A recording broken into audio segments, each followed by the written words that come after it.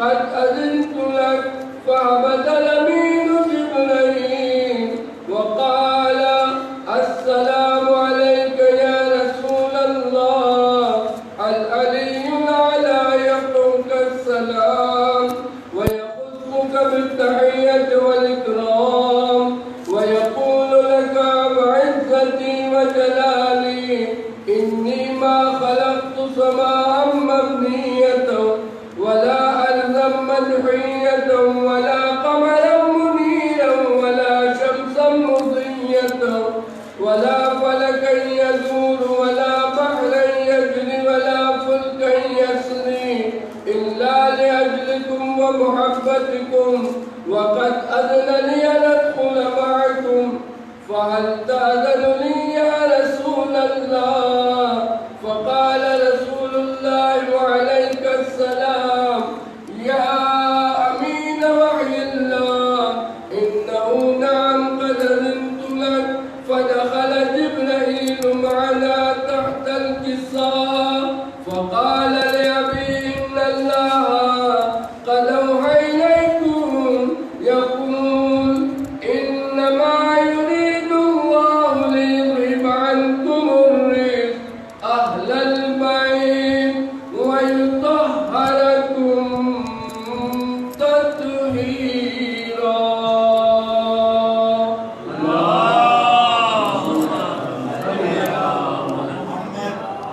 فقال علي لأبي يا رسول الله أخبرني ما لجلوس هذا تحت الكساء من الفضل عند الله.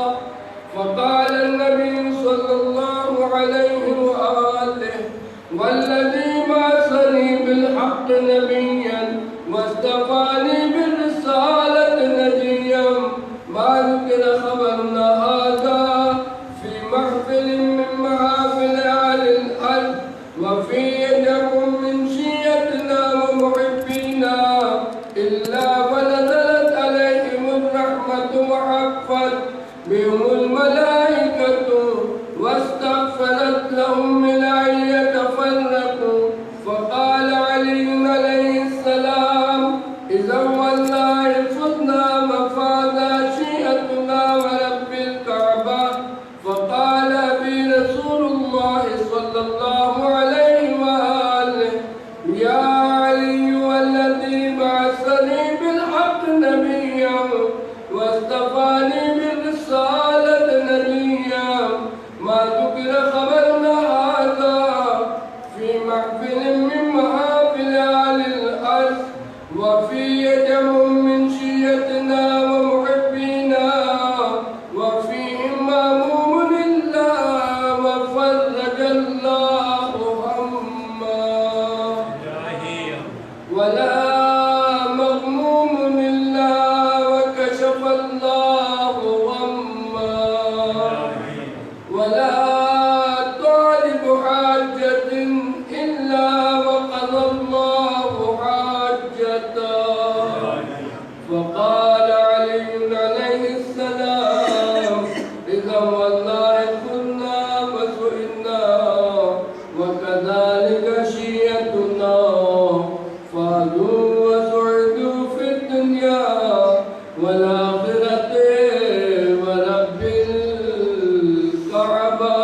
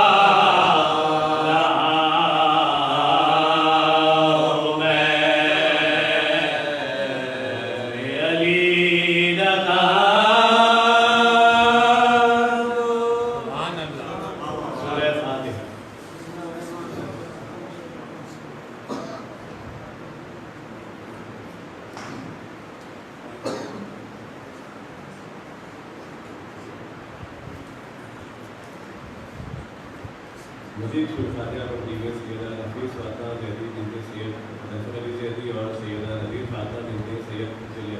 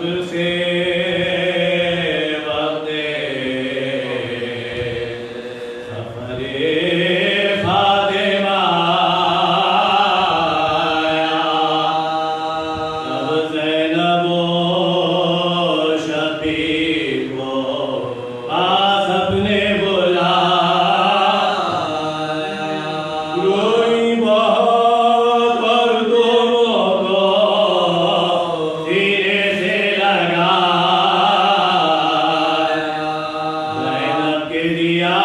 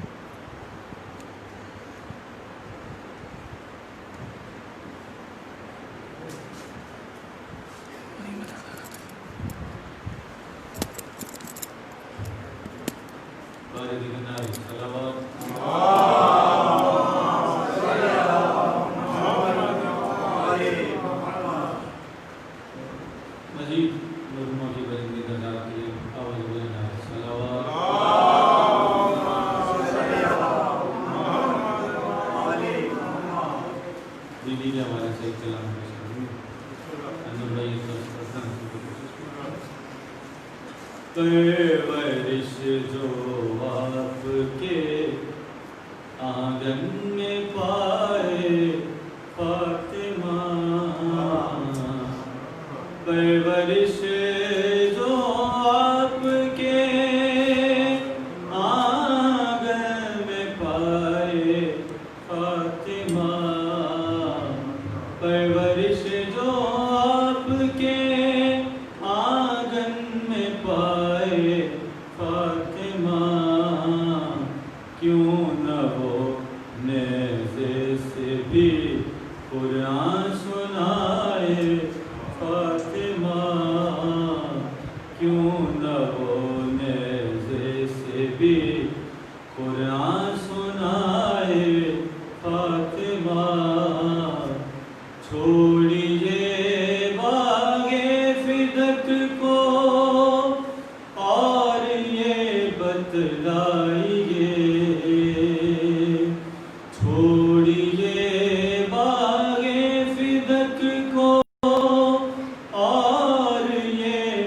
بتلائیے حق حیدر کس طرح سے بھول جائے فاطمہ، حق حیدر کس طرح سے بھول جائے فاطمہ، غاصبوں کے واسطے آئے گی محشر میں صدا، غاصبوں کے واسطے آئے گی محشر میں صدا، وہ سزا بتلائیں جو مرضی میں آئے فاطمہ، وہ سزا اور کر کے اعلان برات وقت کے تابوت سے، کر کے اعلان برات وقت کے تابوت سے، مانیے توحید دنیا کو بتائے فاطمہ، عرش سے جھولا جھلانے یا کہ چکی پیسنے، عرش سے جھولا جھلانے یا کہ چکی پیسنے، جب جہاں چاہے فرشتوں کو بلائے فاطمہ، جب جہاں چاہے فرشتوں کو بلائے فاطمہ، مرسل اعظم کی بیٹی ہو کے بھی فضا کے ساتھ، مرسل اعظم کی بیٹی ہو کے بھی فضا کے ساتھ، گھر کے کاموں کے لیے باری لگائے فاطمہ، گھر کے کاموں کے لیے باری لگائے فاطمہ، دعوے الفت بھی ہے اور میری دائی بھی ہے کیوں، دعوے الفت بھی ہے اور میری دائی بھی ہے کیوں، مسترد کرتی ہے یہ الفت ردائے فاطمہ، آپ نے حاکم کو للکارا ہے اس کے قصر میں، آپ نے حاکم کو للکارا ہے اس کے قصر میں، آپ کی بیٹی نے بھی یہ گر دکھائے فاطمہ، آپ کی بیٹی نے بھی یہ گر دکھائے فاطمہ، سین پر وناس کے ہوتا ہے اس کا اختتام، سین پر وناس کے ہوتا ہے اس کا اختتام، بے کے نقطے سے ہے آغاز ثنائے فاطمہ، بے کے نقطے سے ہے آغاز ثنائے فاطمہ، تا ابد آنکھوں کو رونے کے لیے کافی ہے زین،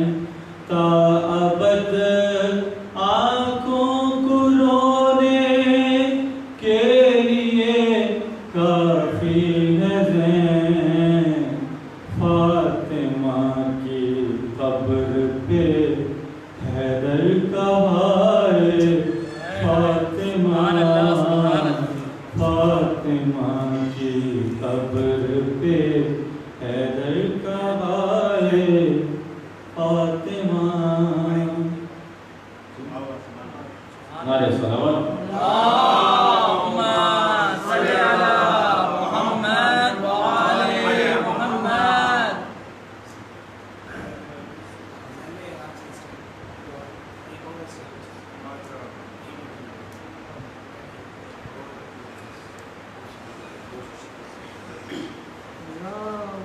اللهم صل على محمد وآل محمد بھاری دیگر صلوات اللهم صل على محمد وآل محمد اگر یہ پیچھے والے انداز کو ذہن میں ہو تھوڑا یہ پھر آگے آ جائے ضرور تک آگے آ جائے اللهم صل على محمد وآل محمد اس لیے ہم نے یہ سنا ہے کہ مجلس اعظم میں جتنے مومنین ممبر کے قریب ہوں گے اتنا ہی ثواب میں اضافہ ہوگا تو بہتر یہ ہے کہ ممبر سے جتنا قریب ہوں تو اس سے آپ کے ثواب میں اضافہ ہی ہو سکتا ہے بابا نے بلند نعرہ اللهم صل على محمد وآل محمد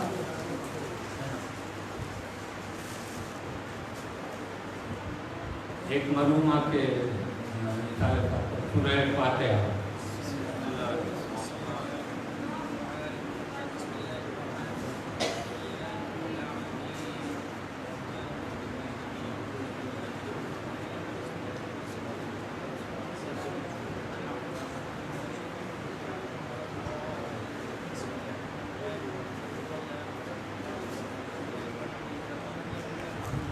موت کے حوالے سے مہنگی سے مومنہ کے لیے اسی حوالے سے چار مسئلہ آپ کی سماعتوں کی نظر کر رہا ہوں کربلا تیرے فرشتار نہیں مر سکتے کربلا تیرے فرشتار نہیں مر سکتے موت سے شیخ عزادار نہیں مر سکتے موت سے شیخ عزادار نہیں مر سکتے آج بھی روزے حر سے یہ صدا آتی ہے آج بھی روزے حر سے یہ صدا آتی ہے بھائی جسم مر سکتے ہیں کردار نہیں مر سکتے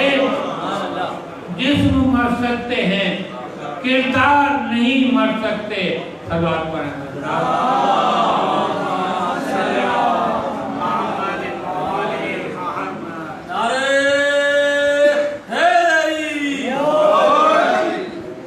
موت کے موضوع پر چاہتے موت جب صاحب کردار سے ٹکراتی ہے موت جب صاحب کردار سے ٹکراتی ہے وہ تو مرتا نہیں خود موت ہی مر جاتی ہے وہ تو مرتا نہیں خود موت ہی مر جاتی ہے اور یہ بہانہ ہے ملاقات علی کا ورنہ یہ بہانہ ہے ملاقات علی کا ورنہ موت حیدر کے محبوں کو کہاں آتی ہے موت حیدر کے محبوں کو کہاں آتی ہے صلوات پڑھیں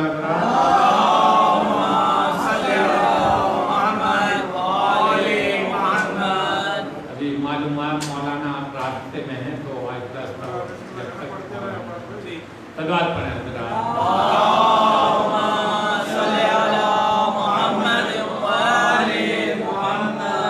مومنہ کی مجلس ثواب کی مجلس پر مناسبت سے حضرت فاطمہ زہرا کے چند اشعار فاطمہ زہرا جسے دل سے دعا دیتی ہے فاطمہ زہرا جسے دل سے دعا دیتی ہے، حر بنا دیتی ہے، مختار بنا دیتی ہے، حر بنا دیتی ہے، مختار بنا دیتی ہے، اور دل میں آئے جو کوئی شے کی محبت لے کر، توجہ بھائی شیخ پر، کہ دل میں آئے جو کوئی شے کی محبت لے کر بھائی سوچ سکتا نہیں یہ اتنا صلہ دیتی ہے، سوچ سکتا نہیں یہ اتنا صلہ دیتی ہے۔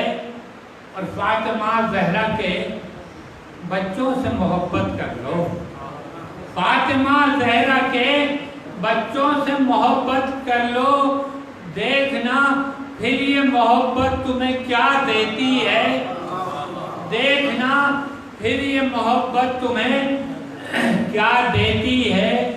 اور 5 اور 12 کی عظمت ہے بجا پر اس کو، توجہ شہر پر، کہ 5 اور 12 کی عظمت ہے بجا پر اس کو بھائی عظمت فاطمہ کچھ اور بڑھا دیتی ہے، عظمت فاطمہ کچھ اور بڑھا دیتی ہے۔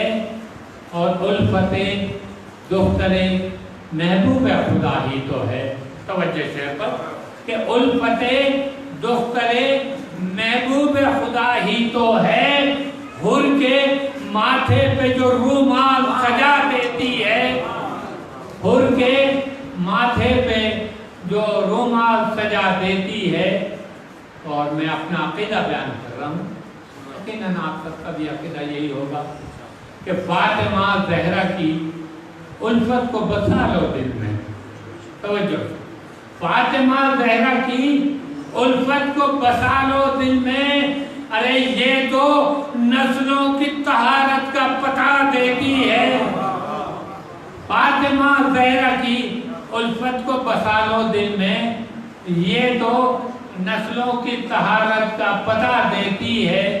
اور مکہ آپ کی سماعتیں کی نظر ہے کہ میں بھی عباس سوالی ہوں در زہرا کا، میں بھی عباس سوالی ہوں در زہرا کا، دیکھنا یہ ہے کہ خیرات میں کیا دیتی ہے، دیکھنا یہ ہے کہ خیرات میں کیا دیتی ہے۔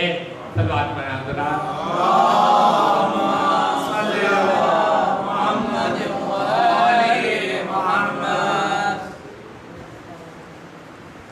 علی کے غیر کے قصے نہ تم سنایا کرو،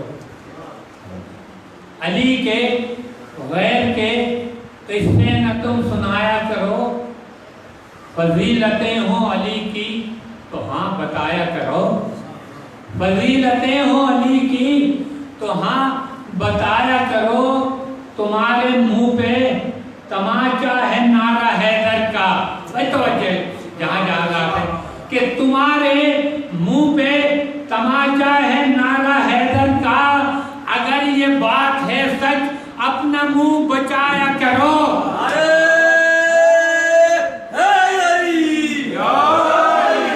تمہارے منہ پہ تماچا ہے نعرہ حیدر کا، اگر یہ بات ہے سچ اپنا منہ بچایا کرو، اور تمہاری نسلوں پہ احسان ہے محمد کا۔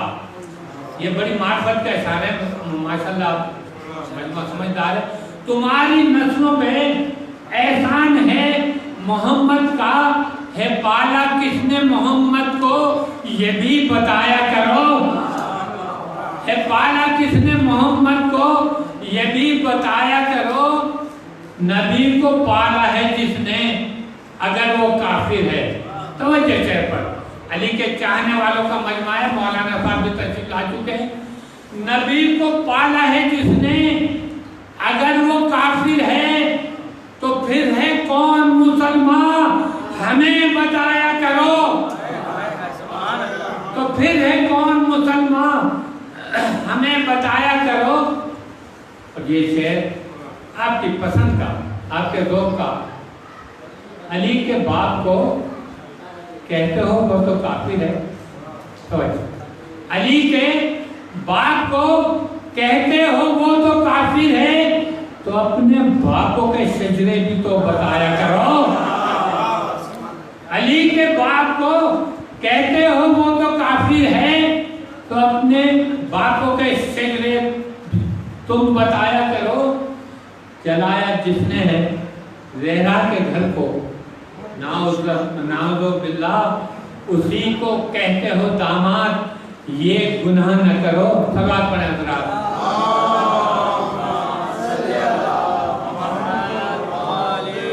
उसी को कहते हो दामाद, ये गुनाह न करो। और तवज्जो चेहरे आ गए हैं। और नबी से प्यार भी और बुग़्ज़ उनकी आस से भी, नबी से प्यार भी और बुग़्ज़ उनकी आस से भी। तमीज़ बातिल व हक में ना धोखा खाया करो। तमीज़ बातिल व हक में ना धोखा खाया करो। बाबा ने बुलंद नारे सलवात।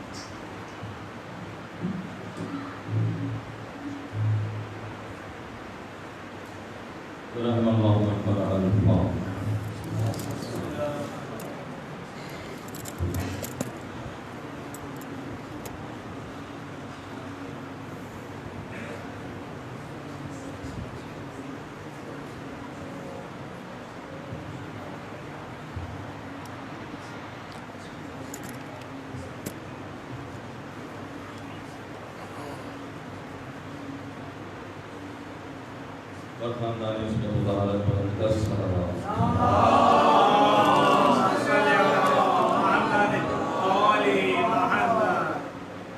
ماشاء اللہ لا قوة الا باللہ العلی العظیم۔ اعوذ باللہ السمیع العلیم من الشیطان اللعین الرجیم۔ بسم اللہ الرحمن الرحیم۔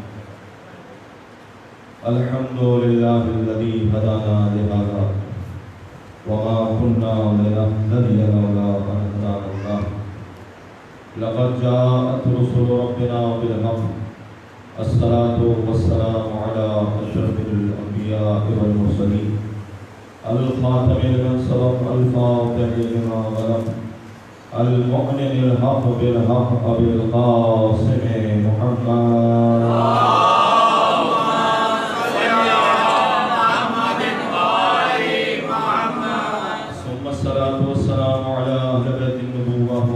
الرسالة الذين هم أكبر الله عنهم الرسالة وطهرهم تطهيرا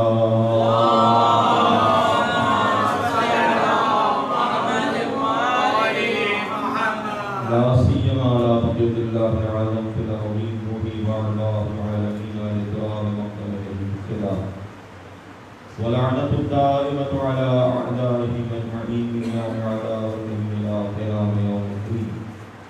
أما بعد فقد قال الله الحكيم في كتابه الكريم وقوله الحق وهو أصدق القائلين. بسم الله الرحمن الرحيم. قل يا أيها الذين هادوا إن زعمتم أنكم أولياء لله من دون الناس فتمنوا الموت إن كنتم صادقين ولا يتمنونه أبدا بما قدمت أيديهم والله عليم بالظالمين. صلوات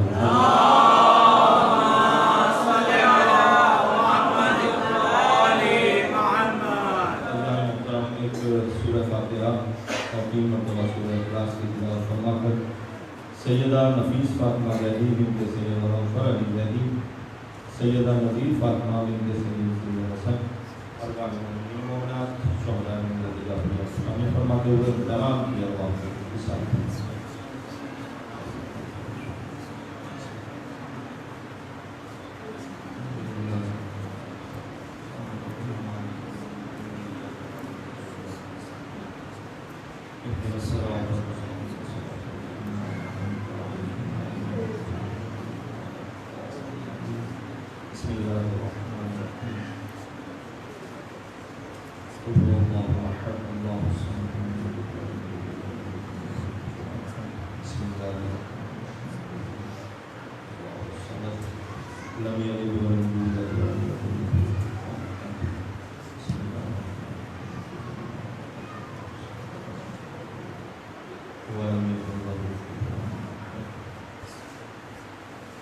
مرحومہ کی بلندی درجات کے لیے بلند در سلام اللهم صل على محمد وآل محمد.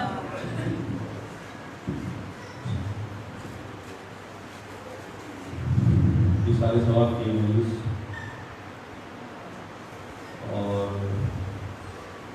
صدقہ امام حسین علیہ السلام کا کہ سارے ثواب کی حوالے سے ہی مجلس منعقد ہو، کم سے کم اس میں ہی موت کا ذکر کر دیا جائے، اس لیے کہ یہ موضوع ایسا ہے کہ جسے عمومی طور پہ آپ تک آواز پہنچ رہی ہے،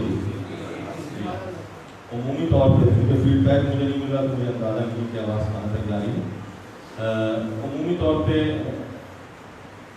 عوامی سوچ فکر یہ ہے کہ موت کا ذکر نہیں کرنا چاہیے. آپ دیکھیں گھر کے اندر اگر کوئی ذکر موت کا آ جائے تو چاہنے والا، محبت کرنے والا ماں باپ بہن اہلیہ فوراً منہ پہ ہاتھ رکھ دیں گے، خبردار یہ ذکر نہ کرو. اس کی وجہ جانتے ہیں کیا ہے؟ میں نے ابھی آیت کا ترجمہ نہیں کیا کیونکہ یہ سارے ثواب کی مجلس ہے تو میں آپ تک پہنچاؤں یہ بات، اور یہ پہنچائی جانی چاہیے یہ سارے ثواب کی مجلس. اس کا سبب کیا ہے، اس کے پیچھے راز کیا ہے؟ ہم خوف زدہ کیوں ہیں موت سے؟ اس لیے کہ کہیں ہم نے یہ سمجھ لیا ہے کہ موت کے معنی مٹ جانے کے ہیں، فنا ہو جانے کے ہیں، ختم ہو جانے کے ہے نہیں، یہی سمجھ لیا ہے. اس لیے اس ختم ہو جانے سے ڈر لگتا ہے. موت ایسی اٹل حقیقت ہے کہ جس کا انکار بلا تفریق مذہب و ملت، بلا تفریق مسلک کسی کو نہیں، کوئی موت سے انکار نہیں کر سکتا. حال یہ ہے کہ جس کا کوئی مذہب نہیں ہے وہ بھی موت سے انکار نہیں کر سکتا.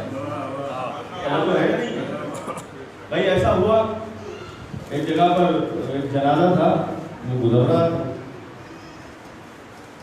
ایک ایتھکس جو ہمارے یہاں تحریہ کہا جاتا ہے، جو کہتا ہے کہ وہ دنیا کچھ نہیں ہے، وہ بس خود ہی ہاں وہ خود بخود وجود میں آ گئی ہے، اس کے پیچھے کوئی بتانے والا نہیں ہے، کوئی با اختیار ہاتھ اس کے پیچھے نہیں ہے. وہ جو آپ کہتے ہیں نا ان اللہ علی کل شیء قدیر، تو کہاں ہے، وہ نظر ہی نہیں آتا، وہ خود بخود بن گئی. اس نے بھی وہ جنازہ گزر رہا تھا، اپنے سر سے ٹوپی اتاری اور ٹوپی اتار کر وہ کھڑا ہو گیا احترام. تو کسی نے پوچھا مسلمان نے، بھائی آپ تو اللہ کو بھی نہیں مانتے، آپ نے جنازے کا احترام کیوں کیا؟ کہ بھائی ہم اللہ کو نہیں مانتے لیکن موت کو مانتے ہیں. موت کو مانتے ہیں اس لیے کہ ہم نے دیکھا یہی ہے، ہم جن کے درمیان زندگی گزار رہے ہیں ان میں سے سینکڑوں ایسے ہیں جو جا چکے، مر چکے، ان میں سے بہت سارے ایسے تھے جو جینے کے خواہش مند تھے لیکن وہ جی نہ سکے. توجہ ہے. تو یہ فکر ہمارے اچھا اب اسی میں ایک چیز اور میں ایڈ کر رہا ہوں. ہمارے یہاں تشییع جنازہ جب ہوتا ہے، جب جنازہ لے کر جاتے ہیں تو رسم ہے کہ قبرستان سے واپس اپنے گھر پہ نہیں آتے. کہاں جائیں گے؟ مرحوم کے گھر پہ جائیں گے، مرحومہ کے گھر پہ جائیں گے جس کو دفنا کرانا. اچھا اس کے پیچھے جو لاجک ہے وہ لاجک اصل لاجک یہ ہے کہ اس اہل خانہ کو، ان متعلقین کو جو پسماندگان ہیں، انہیں تنہائی کا ایک دم سے احساس نہ ہو، اس لیے آہستہ آہستہ چھوڑا جائے. گھر تک جائیں، ان کے ساتھ بیٹھیں، فاتحہ خوانی ہو، کچھ دیر ان کے ساتھ گزاریں، حال احوال کریں، ان کے ذہن کو پٹانے کی کوشش کریں. یہ اس کے پیچھے لاجک ہے. لیکن ہمارے یہاں سمجھا کیا جاتا ہے؟ ہمارے یہاں سمجھا یہ جاتا ہے کہ قبرستان کی مٹی گھر نہ آ جائے. صلوات پڑھیں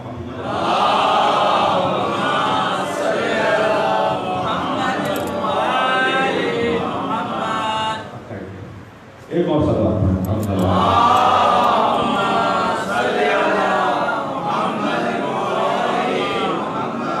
دیکھیں میں اسی لیے پوچھ رہا تھا کہ آواز آپ تک پہنچا، مجھے بھی فیڈ بیک مل رہا ہے. ٹھیک ہے نا؟ تو یہ فکر ہوتی ہے کہ خاک قبرستان کی گھر پہ نہ آئے. گویا وہ اچھوت ہے، جو وہ خاک آ گئی گھر پہ تو اب موت گھر پہ آ جائے گی. بات یہ ہے کہ معصومین کے تحاشا فرامین موجود ہے کہ ہر زندہ مومن ہفتہ وار اپنی قبر پہ جائے، پہلے اہتمام کرے قبر کا، انتظام کرے اپنی زندگی میں کہ یہاں پر مجھے رکھنا ہے، وہاں پر جائے اور جا کر دعائے کمیل پڑھے،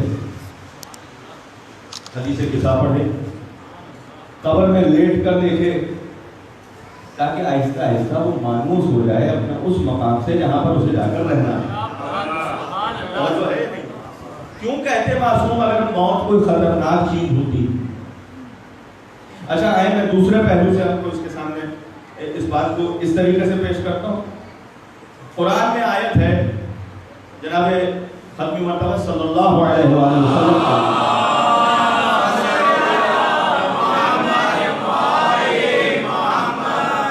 انکا میت و انہم میتون.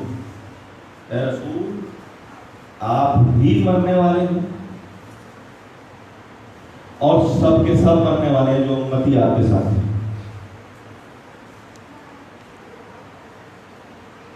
جبکہ رسول ہیں کیا؟ تھوڑا سا ساتھ دیجیے، رسول ہیں کیا؟ زندہ ہیں یا نہیں ہے؟ ہمارا آپ کا سب کا عقیدہ یہی ہے کہ زندہ ہے، اور صرف ہمارا اور آپ کا نہیں بلکہ تمام مسالک حقہ کا. ہمیں حقہ اس لیے کہہ رہا ہوں کہ وہ سب اپنے آپ کو حق پہ جانتے ہیں. تمام مسالک کا عقیدہ یہی ہے کہ رسول زندہ ہیں، جبھی تو کلمہ پڑھتے ہیں اشہد ان محمد رسول اللہ. سب آپ سب نے یہ کلمہ پڑھا ہوا بھی ہے، پڑھاتے بھی ہیں، پڑھتے بھی ہیں. لا الہ الا اللہ محمد رسول اللہ، محمد اللہ کے تھے ہے نا. تو اس کا مطلب یہ ہے کہ یا قرآن غلط کہہ رہا ہے، نعوذ باللہ.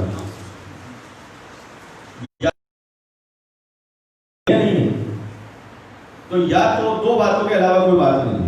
یا تو ہمیں میت کے معنی کو سمجھنا ہوگا کہ میت کے معنی کیا ہے.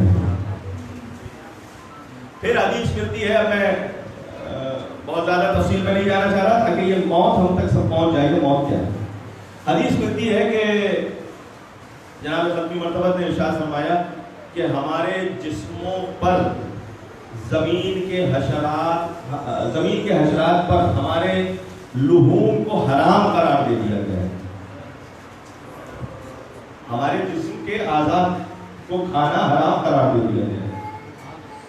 یہ تکلیف شرعی کی بنیاد پہ نہیں، تکلیف تکوینی کی بنیاد پر ہے. اس لیے کہ وہ حشرات تو مکلف ہیں نہیں، انہیں کسی دین پہ عمل تو کرنا نہیں ہے. اس کا مطلب یہ ہے کہ انہیں جیسا کر دیا جائے گا وہ ویسے ہی کرتے رہیں گے. توجہ ہے یا نہیں ہے؟ اگر رسول گرامی اسلام حجاب فرما کر ہماری نگاہوں سے پوشیدہ ہو جائیں گے اور ان کی روح پرفتوح ان کے جسم اطہر کو چھوڑ کر علیحدہ ہو جائے گی، تو جسم اطہر کو جس جگہ پر لٹایا جائے گا وہ جگہ چاہے حشرات آ بھی جائیں تب بھی اس جگہ پر وہ جسم محفوظ رہے گا. توجہ ہے نہیں ہے؟ نہیں میں ابھی آپ کے زمانے سے مثال دیتا ہوں تاکہ بات آپ تک منتقل ہو جائے. بھائی جب رسول کے صحابی کا یہ عالم ہے، رسول کے صحابی کی یہ حیثیت ہے، بھائی خدا کی قسم اللہ تعالیٰ میں بڑا حکیم، ایسا حکیم کوئی نہیں. وہ کبھی کبھی دشمن سے ایسے کام کرواتا ہے کہ وہ آپ کے نفع میں ہوتے ہیں، ہوتے یا نہیں ہوتے؟ بھائی داعش سے بڑا دشمن اسلام کا کون سا ہے؟ انہوں نے جا کر ایک صحابی رسول حجر ابن عدی کی یا حجر ابن عدی کی قبر کو کندہ کیا، نکالا، نفش قبر کیا، اور جو اس میں سے جسم نکالا تو وہ جسم ویسے ہی تھا جیسا لٹایا گیا تھا۔ تو جب ایک صحابی کی حیثیت یہ ہے تو اس صحابی کے مصاحب کی کیا حیثیت ہوگی؟ صلوات پڑھنے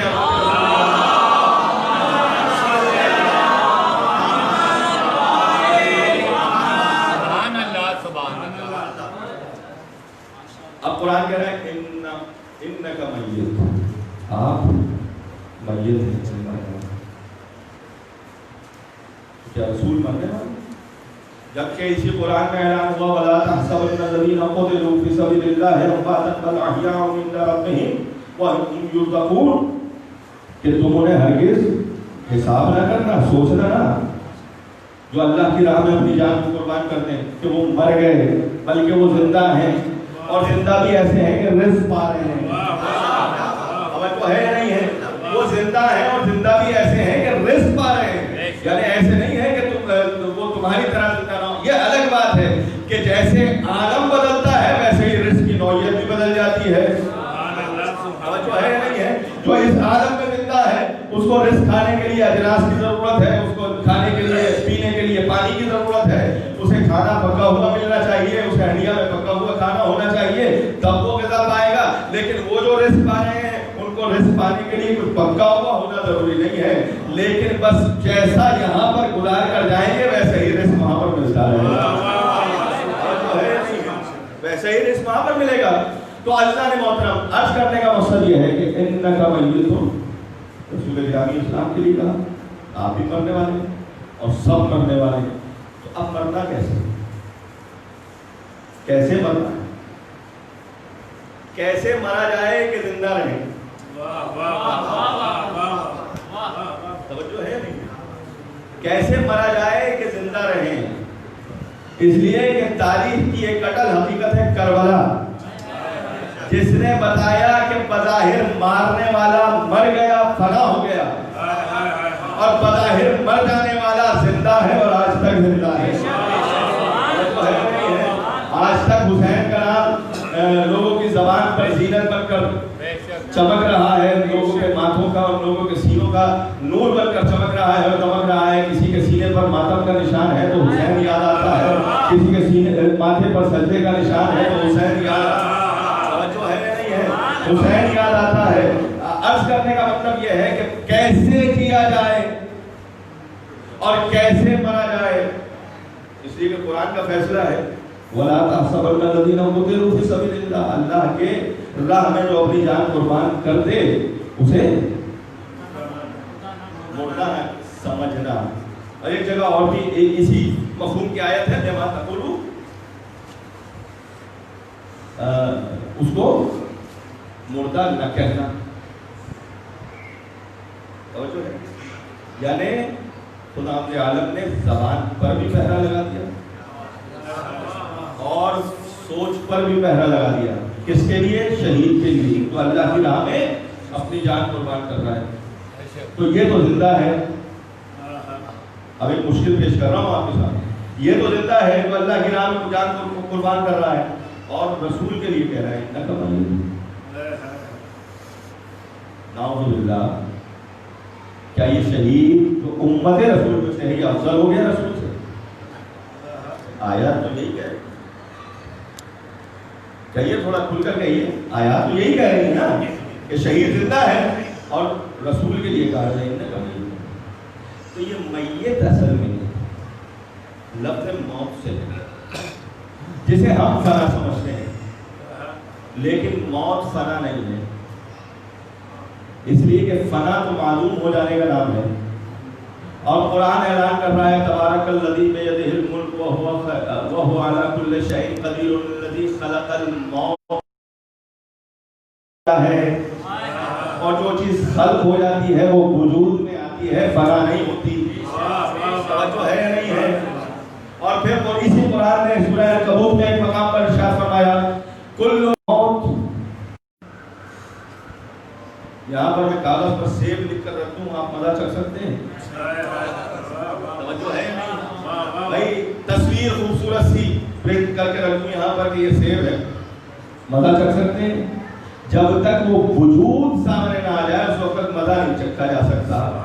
اس کا مطلب یہ ہوا کہ موت فنا کا نام نہیں ہے، کسی وجود کا نام ہے، جس وجود کے ذائقے کو ہر نفس میں چکھنا ہے۔ اب یہاں تک تو بات ہو گئی باتیں، اس کے بعد ارشاد ہوا ثم الینا ترجعون، پھر تم ہماری طرف پلٹ کر آؤ گے، پلٹا دیے جاؤ گے۔ اگر فنا ہو گئے تو پلٹیں گے کیسے؟ توجہ ہے یا نہیں ہے؟ فنا ہو گئے تو پلٹیں گے کیسے؟ تو اب اس کے لیے ہمارے یہاں اردو میں ایک لفظ استعمال ہوتا ہے انتقال، انتقال منتقل ہو جانا، اس مقام سے دوسرے مقام پر، اس عالم سے دوسرے عالم میں منتقل ہو جانا ہے۔ موت اصل میں کیا ہے؟ انتقال کا نام ہے، موت فنا ہونے کا نام نہیں ہے۔ اب جب انتقال کا نام ہے تو پھر کہاں جا رہے ہیں؟ والآخرۃ خیر وابقیٰ، اس جگہ پر جا رہے ہیں جو خیر بھی ہے اس دنیا سے اور ہمیشہ رہنے والی ہے۔ توجہ ہے یا نہیں ہے؟ اس سے خیر بھی ہے، قرآن کہہ رہا ہے، میں تو نہیں کہہ رہا، کوئی خطیب تو نہیں کہہ رہا، کوئی مولانا مولوی تو نہیں کہہ رہا، کوئی وائز نہیں کہہ رہا، قرآن کہہ رہا ہے کہ وہ خیر بھی ہے اور باقی رہ جانے والی بھی ہے۔ تو جو خیر بھی ہے اور باقی رہ جانے والی بھی ہے، اس کے لیے اگر خوف زدہ ہیں تو ایک عامل کے علاوہ کوئی اور عامل نہیں ہو سکتا۔ ایک عامل ہے، ایک سبب ہے اس کے پیچھے۔ وہ سبب کیا ہے؟ وہ سبب یہ ہے کہ قل یا ایھا الذین ہادوا ان زعمتم انکم اولیاء للہ من دون الناس فتمنوا موت کی تمنا کرو۔ اگر تم سمجھتے ہو کہ دوسروں کے مقابلے میں اللہ کے زیادہ قریب ہو تو موت کی تمنا کرو، اور جب موت کی تمنا کرو گے تو تم کر ہی نہیں سکتے موت کی تمنا۔ ولا یتمنون قدمت بما ایدیہم واللہ علیم بالظالمین، وہ جو کچھ تمہارے ہاتھوں میں ہے وہ اتنا ہے ہی نہیں کہ تم اسے لے کر ابدی زندگی، اس لیے نہ تمنا کرو گے، نہ آرزو کرو گے، نہ تمہاری خواہش رہے گی، بلکہ برعکس جو عمل کرتے رہے ہو وہ خوف میں تبدیل ہو جائے گا۔ توجہ ہے نہیں ہے؟ بھائی ایک طالب علم سارے سال پڑھتا ہے، کالج میں، یونیورسٹی میں، اسکول میں، جس بھی کلاس میں ہو، لیکن سال بھر کے بعد دو کیفیتیں ہیں طلباء کی۔ ایک وہ طلباء ہوتے ہیں جو سارے سال پڑھتے ہیں اور محنت سے پڑھتے ہیں اور سمجھ کر پڑھتے ہیں، کم پڑھتے ہیں یعنی کم وقت صرف کرتے ہیں لیکن سمجھ کر پڑھتے ہیں۔ وہ طالب علم آپ دیکھیے گا امتحان کے زمانے میں ان کے چہرے پر کوئی پریشانی نہیں ہوگی، لیکن وہ طالب علم جو رٹا لگا رہا ہے، پورا دن ساری رات جاگ رہا ہے، پورا دن محنت مشقت میں پڑا ہوا ہے، ذہن اور حافظہ کام ہی نہیں کر رہا کیونکہ سمجھا نہیں ہے، اس لیے جیسے ہی امتحان نزدیک آیا اس کے رنگ اڑنا شروع ہو گئے، بخار چڑھ رہا ہے، حالت خراب ہے، نہ بھوک لگ رہی ہے، نہ پیاس لگ رہی ہے۔ کیوں؟ اس لیے کہ خائف ہے یا نہیں؟ ایسا ہی ہے نا، یہ پریکٹیکل ہے، عملی طور پہ آپ دیکھیں اپنے اطراف میں ایسے ہی۔ تو ایسے طالب علم جو خوف میں رہتے ہیں وہ نہ کبھی امتحان میں کامیاب ہوتے ہیں، اچھے نمبروں سے کامیاب نہیں ہوتے، اگر ہو بھی جائیں تو اچھے نمبروں سے کامیاب نہیں ہوتے، اور دو تین اٹیمپٹ میں کامیاب ہونا پڑتا ہے۔ لیکن خوف تو رہتا ہے، اسے خوف نہیں ہوتا جو پورے سال اپنی تیاری رکھتا ہے۔ قرآن نے اعلان کیا تزودوا فإن خیر الزاد التقویٰ، تم اپنا ساز و سامان تیار رکھو، زاد راہ تیار رکھو، فإن خیر الزاد، اور زاد راہ جب اکٹھے کر رہے ہو تو سب سے اچھا زاد راہ تقویٰ ہے۔ تقویٰ کے علاوہ کون سی چیز ہے؟ بھائی ہم چھوٹا سا سفر اختیار کرتے ہیں حیدرآباد کا، کراچی سے حیدرآباد کتنی دیر کا سفر ہے؟ 2 گھنٹے کا مشکل سے. اگر اپنی گاڑی سے جا رہے ہیں تو شاید 1.5 گھنٹے میں پہنچ جائیں گے. پورا دن وہاں پہ گزارنا ہے. مثال کے طور پہ قدم گاہ کی طرف جا رہے ہیں. اللہ سب کو نصیب کرے, اصل زیارات بھی نصیب کرے, اور یہ جو جوانب کی زیارات ہیں یہ بھی نصیب فرمائے انشاءاللہ. جا رہے ہیں, جب جانے لگے گھر سے تو کہیں ایسا نہ ہو راستے میں لباس ناپاک ہو جائے, نجس ہو جائے, اور وہاں نماز نہ ادا کر سکے. ایک جوڑا پھینک لے, کیونکہ سفر چھوٹا ہے. اگر یہی سفر بڑی امام کا ہوتا تو 2-3 جوڑے لے کر جاتے, اور زیادہ بڑا ہوتا, مشہد مقدس کا ہوتا تو اٹیچی کیس تیار ہوتا ہے یا نہیں ہے. تو سفر کے حساب سے زیادہ رات تیار ہوتی ہے, اور اس میں بھی اتنی احتیاط کی جاتی ہے کہ بھائی کہیں ایسا نہ ہو کہ سر میں درد ہو جائے تو ایک پتا پیناڈول کا بھی رکھ دو. اچھا بھائی چائے پینے کی عادت ہے, ایک تھرماس بھر کے چائے بھی رکھ دو, ہے یا نہیں ہے. 1.5 گھنٹے کا سفر ہے نا, وہاں جا کے بھی سب کچھ مل سکتا ہے. لیکن احتیاط مزاج میں اتنی ہے انسان کے کہ سب کچھ لے کر چلے. تو اس دنیا کے چھوٹے سے سفر کے لیے تو اتنی تیاری اور اتنا کچھ لے کر جانا ہے کہ جو سفر ابد الآباد رہنے والا ہے اور ابقا ہے, اس کے لیے کتنی تیاری ہونی چاہیے. اور خدا کی قسم مجھے اور آپ کو تو شرمندہ ہونے کی ضرورت ہی نہیں ہے, ہمارے پاس تو تیاری کا سامان موجود ہے. تو ہے نہیں ہے یہ اشارے ثواب کی مجلس ہو رہی ہے نا, ذرا اس موضوع پہ بھی بات ہو جائے. ہمارے نوجوان بچوں کو, خاص طور سے اسکول کے بچوں کو کہا جاتا ہے کہ صاحب اشارے ثواب آپ اس میں بھی مجلس ہی کرتے ہیں. کتنی مجلس کریں گے سال بھر؟ وہ شیعی نہیں ہے جس کی زندگی کا ایک لمحہ بھی مجلس سے باہر ہو جاتا ہے. پوری ذمہ داری سے جملہ عرض کر رہا ہوں, ایک لمحہ زندگی کا اگر مجلس سے باہر ہو جائے تو وہ شیعہ نہ رہے. اس لیے کہ ذکر علی یہ عبادت, علی کا ذکر عبادت ہے. یہ نہیں کہا کہ 100 آدمی جمع ہوں گے تو ذکر علی ہوگا اور پھر مجلس ہوگی اور پھر عبادت ہوگی. نہیں, بیٹے کو کھڑا کرو, علی کی ایک فضیلت سناؤ, یہی عبادت ہے. اور پھر میں اب آپ ذکر یہاں پر آ گیا ہے تو تھوڑا سا میں غدیر کی طرف بھی لے جاؤں, چونکہ ابھی جناب رسالت مآب صلی اللہ علیہ وسلم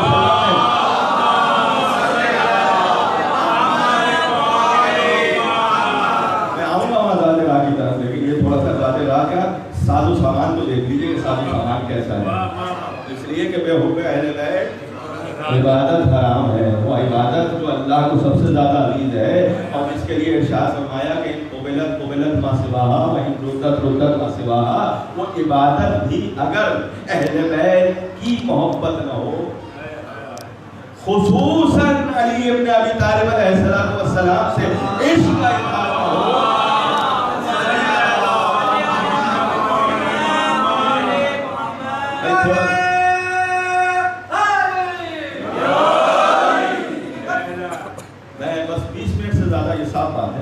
زیادہ آپ کو زحمت نہیں دینے والا. تو اسی طرح بیدار ہو کر اگر آپ سنیں گے تو انشاءاللہ بات آپ تک منتقل ہو جائے. تو اس کے ذکر کے بغیر مجلس مکمل نہیں ہوتی. اچھا, میں نے ایک شبہ بھی آپ کے سامنے رکھ دیا, اس کا بھی جواب مجھے دینا ہے کہ ہم مجلس ہی کیوں کرتے ہیں, ہے نا. تو اب یہ کئی چیزیں میں نے یہاں سے چھیڑ دی ہیں. اللہ کرے میں کامیاب ہو جاؤں کہ 20-25 منٹ میں ساری چیزوں کو سمیٹ سکوں. بس آپ کی بیداری چاہیے. غدیر کا میدان ترجمہ ہوتا ہے حدیث غدیر کا, من کنت مولا ہوں فہذا علی مولا, جس کا میں مولا ہوں اس کا علی مولا. تو چاہنے والوں نے تو ترجمہ کیا وہ جو سیاق و سواب کے مطابق تھا. یہ خطبہ ہے پورا, یعنی خطبہ حج اپنی جگہ پر. یہ غدیر کے خم کے مقام پر, غدیر ایک گھاٹی کو کہتے ہیں. خم کے مقام پر جہاں پر برسات کا پانی اگر جمع ہو جائے اسے غدیر کہا جاتا ہے, اسے غدیر کہا جاتا ہے. اب یہ خم کی غدیر تھی,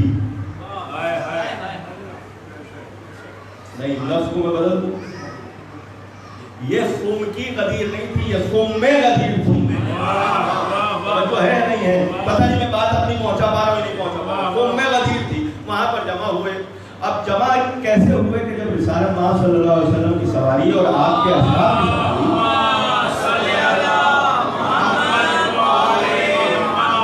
وہاں تک پہنچی. تفصیل انشاءاللہ عشرے میں عرض کروں گا, دلیل کے بغیر تو ہمارا عشرہ بھی مکمل نہیں.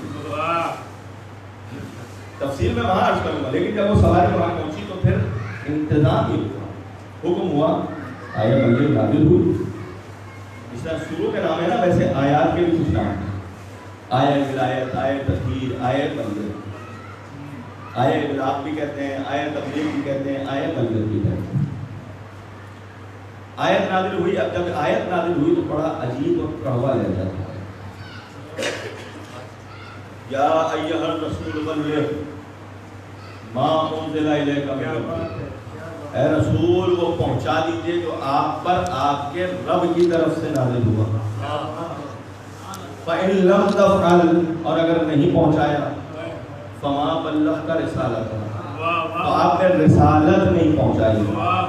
لہجہ سخت ہے نا. خطاب کیسے کیا؟ یا محمد کہہ کر نہیں, یا مدثر کہہ کر نہیں, یا مزمل کہہ کر نہیں, جو ہے نہیں بھائی صاحب, یاسین کہہ کر نہیں, احمد کہہ کر نہیں خطاب کیا. خطاب کیا تو کیا کہہ کر؟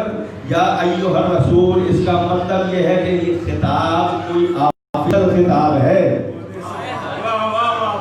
یہ آفیشل خطاب ہے. اور جب آفیشل خطاب ہے تو عہدے کو خطاب کر کے کیا ہے. لیکن یہ عہدہ جس کا ہے وہ حبیب خدا بھی تو ہے, محبوب کبریا بھی تو ہے, جو ہے رحمت للعالمین بھی تو ہے. یہ اس کا باپ ہے جو امت اللہ کبریٰ ہے, یہ اس کا سسر ہے جو ولی اللہ ہے. تو اب خطاب کرنے کا انداز کیسا ہونا چاہیے بھائی؟ احترام کا خطاب ہونا چاہیے, محبت اور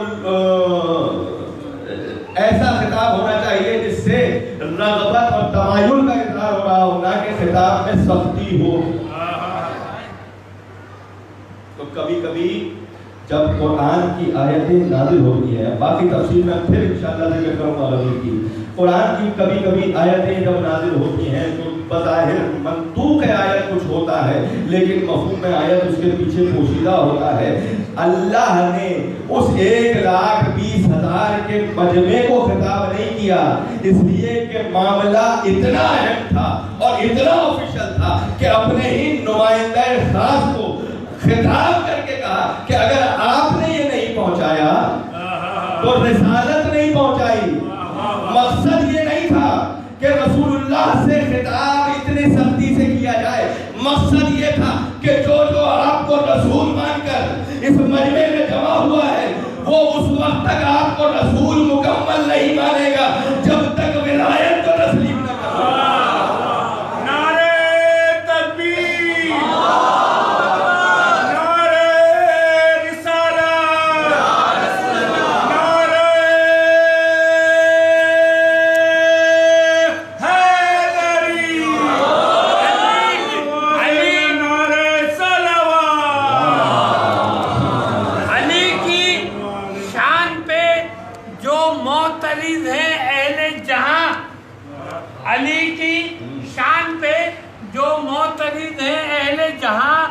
علی کے جیسا ہمیں لا کر دکھائیں تو جانے, علی کے وصف کا وہ کیا جواب لائیں گے, علی کے وصف کا وہ کیا جواب لائیں گے, مثال بوزر و کمبر ہی لائیں تو جانے. نعرہ حیدری.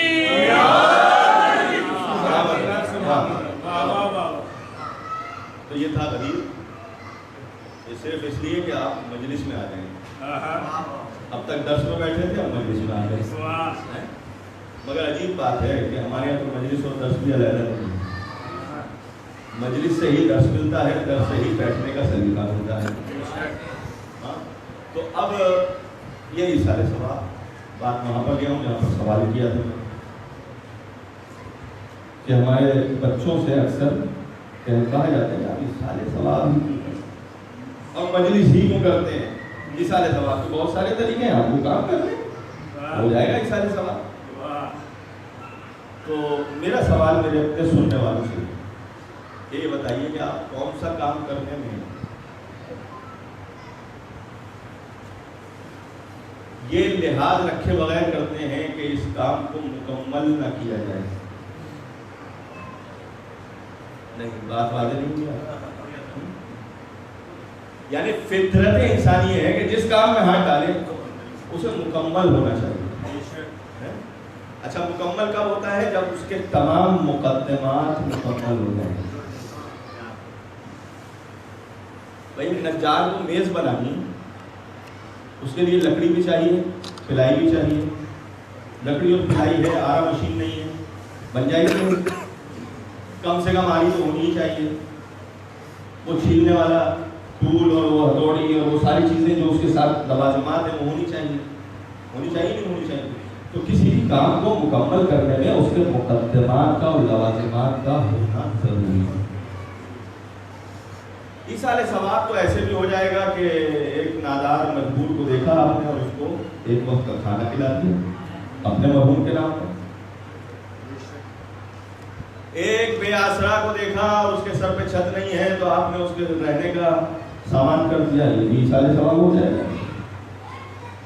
ایک نادار طالب علم ہے، یتیم بیچارہ، اس کی کوئی کفالت کرنے والا نہیں ہے، اس کی تعلیمی اخراجات کوئی برداشت نہیں کر سکتا، اس کے تعلیمی اخراجات اٹھا دیے، یہ بھی ایصال ثواب ہے یا نہیں ہے؟ یہ سارے ایصال ثواب ہیں، ہو جائیں گے. لیکن کیا آپ کو یقین حاصل ہو جائے گا کہ ایصال ثواب ہو گئے ہیں؟ بھائی بظاہر بہت سارے ہمیں چلتے پھرتے ایسے نظر آتے ہیں جو مستحق نظر آتے ہیں، لیکن ان کے حقیقت سے ہم جب آشنا ہوتے ہیں تو معلوم ہوتا ہے کہ مستحق ہی نہیں تھے. ہے یا نہیں ہے؟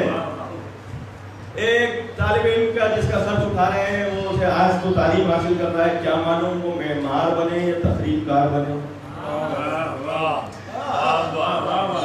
توجہ ہے نہیں ہے؟ بھائی ابھی آپ کے سامنے کی بات ہے، یہ الازہر گارڈن صفورہ چورنگی سے جو راستہ سیدھا جا رہا ہے رمجھم کی طرف، اس الازہر گارڈن کے سامنے ایک بس پہ حملہ ہوا اور 17 آدمی ایک وقت میں مار دیے گئے. وہ چونکہ کمیونٹی ایسی تھی کہ ان کی بات سنی جا رہی تھی اور پہنچی حکومتی اداروں تک اور قانون نافذ کرنے والوں تک، انہوں نے ایجنسیز لگا دی اور انہوں نے فوری طور پہ اس کا قضیہ حل کر دیا کہ صاحب یہ کس نے کیا اور کس کے ہاتھ سے پیچھے. تو معلوم ہوا کراچی یونیورسٹی کے استاد پروفیسر اور ان کے 2 شاگرد اس کام میں ملوث تھے. تو اس کا مطلب یہ ہے کہ یہ ایک شک کی گنجائش تو باقی ہے نا. اگر کسی کو پڑھائے لکھائے بھی تو وہ ایصال ثواب بننے کے بجائے ایصال عذاب بن جائے. توجہ ہے نہیں ہے؟ لہذا ہم نے فطرت انسانی کو کبھی اپنی جان سے علیحدہ ہی نہیں کیا. ہم کرتے ہیں مکمل اور اس پر مہر لگا دیتے ہیں مجلس کی. توجہ ہے نہیں ہے؟ مجلس ہے ذکر حسین کا نام، اس لیے کہ اس میں فضائل محمد و آل محمد بھی ہوتے ہیں اور مسائل امام حسین بھی پڑھے جاتے ہیں، یہ بتانے کے لیے کہ ہمیں یہ یقین حاصل ہے کہ ہم جس سے وابستہ ہیں اس کے ذریعے سے اگر یہ ایصال ثواب پہنچائیں گے تو ایصال ثواب ویسا ہی جائے گا جیسا بھیجا جائے گا. وہ سارے کام بھی ہوتے ہیں، قرآن بھی پڑھا جاتا ہے. اچھا، قرآن بھی اس لیے پڑھا جاتا ہے اور اس لیے ایصال ثواب ہوتا ہے کہ یہ لفظ جو پڑھے جا رہے ہیں یہ نہیں پہنچ رہے. یہ لفظ جو پڑھ رہا ہے اس کو جو ہدایت حاصل ہو رہی ہے یہ ہدایت کے سبب سے ہوئی، اس مرحوم کے سبب سے ہوئی، اس لیے کہ وہ چلا گیا قبر میں اور اس کی وجہ سے مجلس ہو رہی ہے اور قرآن خوانی ہو رہی ہے. تو اب یہ زندہ پڑھ رہا ہے قرآن اور اس قرآن سے ایک لفظ بھی اگر وہ سیکھ کر اٹھ رہا ہے تو یہی ایصال ثواب ہے. جو ہے یہ فلسفہ قرآن خوانی ہے. یہ ہمارے یہاں جو رسم ہے نا، اعلان ہوتا ہے مجلس کا. اب یہ بات بھی اگر آپ تک منتقل ہو جائے تو اچھا ہے. مجلس کا اعلان ہوتا ہے کہ صاحب ایصال ثواب کی مجلس ہے، قرآن خوانی اتنے بجے ہوگی، سوز خوانی اتنے بجے ہوگی، خطابت اتنے بجے ہوگی، ماتمداری اتنے بجے ہوگی، فاتحہ اتنے بجے ہوگی. تو 2-3 چیزیں یہاں سے ایصال ثواب کی اس مجلس کے حوالے سے یہ سنتے جائیں. یہ قرآن خوانی اس لیے کہی جاتی ہے کہ قرآن جدوں کے لیے نازل ہوا ہے، مردوں کے لیے نازل نہیں ہوا. ہمارے یہاں ایک فکر یہ بھی ہے نا کہ سورہ یاسین اتنی مرتبہ پڑھا گیا، سورہ ملک اتنی مرتبہ پڑھا पढ़ा गया, आया करीमा इतनी बड़ी पढ़, जितनी मरतबा सूरह वाक़िया इतनी मरतबा पढ़ा गया, कुरान इतने खत्म किए गए। अल्लाह को ये लफ्जों का अंबार नहीं चाहिए, लफ्जों का अंबार नहीं चाहिए। अगर एक बिस्मिल्लाह भी समझ कर पढ़ ली जाए तो यही सारे सवाब बन जाए। अल्लाह के खजाने में तो कमी थोड़ी है कि वो आपसे चाहता है आप कुरान खानी, नहीं, उस मुर्दे को इस कुरान खानी का सवाब तब मिलेगा तब जब आपने सूरह फातिहा पढ़ी और फातिहा में हम्द भी पढ़ी और उनका भी जिक्र किया जिन पर उसका इनाम और इकराम है। तो है नहीं है भाई, आया सूरह फातिहा का तर्जुमा तो आपको ध्यान में होगा, अशरे में अगर बात आ गई तो कहीं पर अर्ज कर दूंगा इस हवाले से। लेकिन ये कुरान खानी इसको हल्का ना समझा करें। जितना मजमा इस वक्त बैठा है अगर कुरान खानी के वक्त में बैठा होता तो इस वक्त मजलिस तमाम हो चुकी है। क्या बात, गलत तो नहीं कह रहा मैं। अगर यही मजमा को इस वक्त बैठा हुआ है, कुरान खानी के वक्त बैठा होता और एक एक सितारा में पढ़ा होता तो कम से कम 2 कुरान तो यहाँ पर खत्म हो चुके होते और मजलिस भी इस वक्त आपको इस गर्मी में इस वक्त तक न बैठना पड़ता मुझे सुनने के लिए। कुरान खानी को हल्का रखा, पूरी मजलिस एक मुकम्मल है और उसके बाद जब ये मुत्तसिल होगी नमाज मगरिब से तो गुलदस्ता बड़ा अजीब हो जाएगा। ये तोहफा है ना, जिंदा आदमी का मुर्दा के लिए तोहफा है। माशरती उसूल क्या है, जब मैं और आप जिंदगी में अपने किसी की सालगिरह का, किसी की शादी का, किसी की एनिवर्सरी का, किसी चीज का तोहफा देते हैं तो किस तरह देते हैं? इस तरह तो नहीं देते कि आपने उठाया दुकानदार से खरीदा और ऐसे ही ले जाकर दे दिया उसके हाथ में, नहीं, उसे पहले सजाते हैं, संवारते हैं, अच्छे से कागज में, अच्छे से रबर में, अच्छा सा बॉक्स होगा, अच्छा सा बैग होगा, उसके उसको रिबन से बांधा जाएगा, उसके ऊपर एक कार्ड लिखा जाएगा और ये सब चीजें बड़े एहतमाम से शान और शौकत के साथ देते हैं। नहीं देते? हम जो मुर्दा को दे रहे हैं उसे शान और शौकत के साथ ना दें, उसे भी तो शान और शौकत के साथ होना चाहिए। ये सारे सवाल समझिएगा, उसे भी शान और शौकत के साथ होना चाहिए। अब शायद बात वहां तक ना पहुंच सके जहां तक मैं पहुंचाना चाह रहा था, लेकिन मैं कोशिश करूंगा कि इस 10 मिनट के वक्त में आप तक मुंतकिल हो जाए। बस 10 मिनट का वक्त मेरे पास है। अच्छा, इसे पत्थर पे लकीर भी ना समझिएगा, अगर एक हाथ मिनट पर हो जाए सलावत पढ़ ले वहां।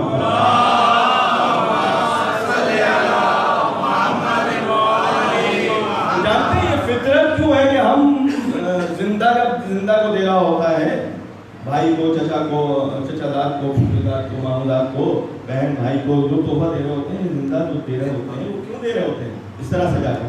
इसलिए कि उन्हें ये तवक्को है कि इसके बदले कुछ मिलेगा।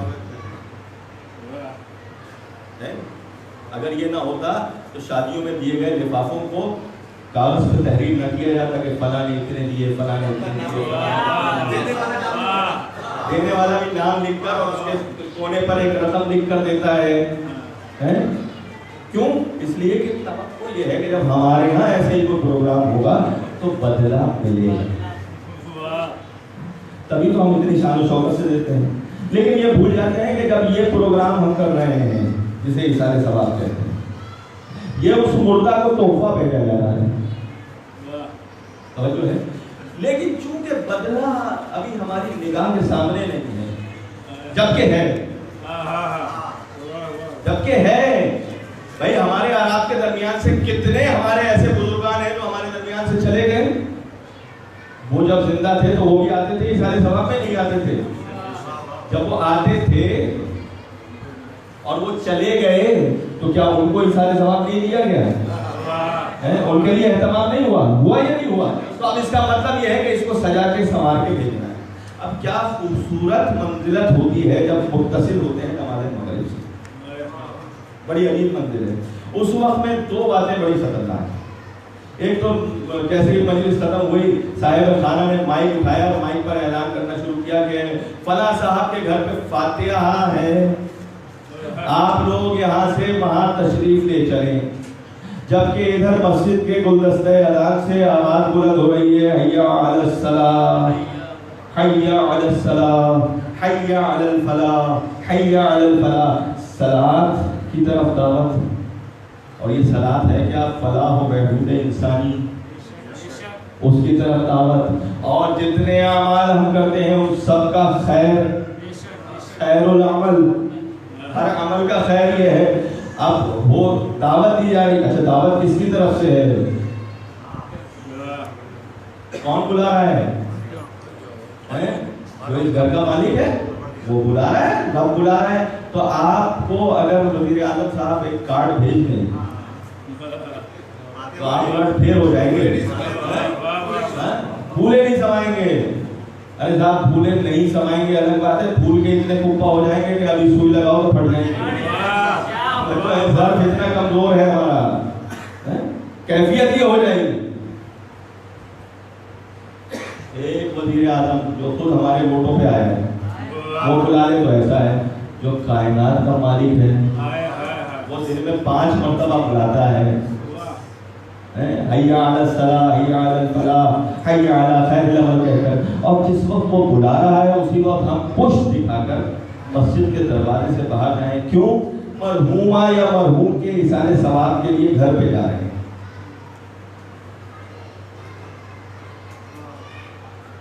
پوری تو نہیں لگ رہی آپ کو؟ کبھی کبھی ہوتا ہے کہ کچھ رسم و رواج ایسے ہو جاتے ہیں کہ جن کو بدلتے ہوئے بھی نہیں بنتا، اس لیے کہ شریعت خواتین کو سائلنٹ کر دو.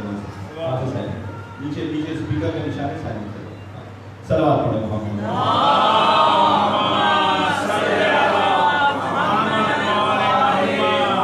رسم و رواج بدلتے بھی نہیں بنتا، اس لیے کہ شریعت خواتین الگ ہے اور شریعت محمدی الگ ہے.